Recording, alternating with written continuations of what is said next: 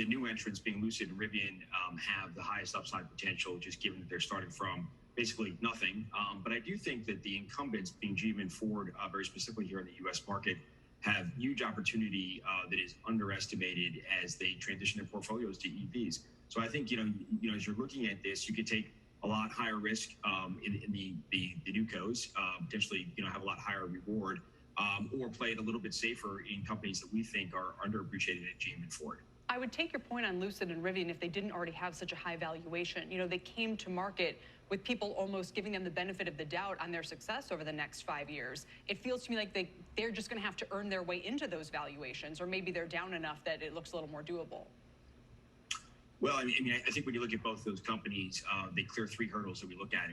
Often call the EV companies, auto tech is the new biotech. And you kind of have to look at these companies on probability of success as opposed to just near-term earnings, and focus on what they might ultimately earn 5 to 10 years out. And I think the first thing for those 2 companies is you have great founders. RJ at Rivian and Peter Rawlinson at Lucid are very credible leaders and founders of those companies. Second, I think they both have pretty good technology. And third, they have really great products that they are just beginning to commercialize. Now, the commercialization point is where things are tripping up here in the near term in the SOP, or start of production, and its launch curves, which are always very difficult for these startup companies and even for the incumbents. So I think that's where the market's getting a little bit twitchy, on the startup production and the ramps here, and they'll get through that over time.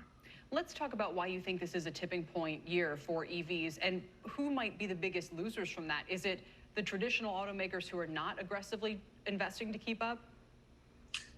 Yeah, I think ultimately, the companies that are lagging behind in investment are going to lose over time. But I think this year you almost have half of your product being launched that is EV specific. So it's really a big year in 2022, and that will continue in 23 and 24.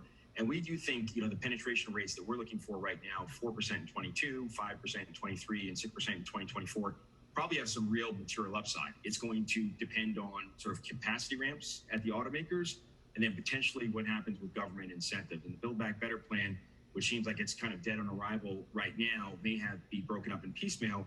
And I think the incentives that the Biden administration and everybody's put forth in that plan really would spur EV demand and close the $9,000 cost gap that we're looking at right now in an EV versus ICE. So it's really important that the U.S. government step in here, and make the U.S.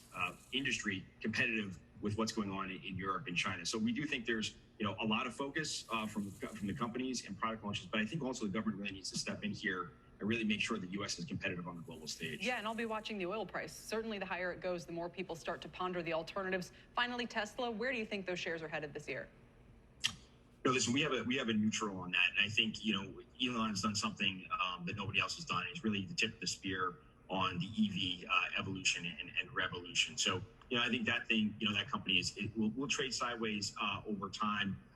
But there is, real potential for fundamental success there. We just think a lot of that is priced into the stock at this point. All right, fair enough. Trading around $1,031, we'll call it today. John, thanks for your time. We appreciate it.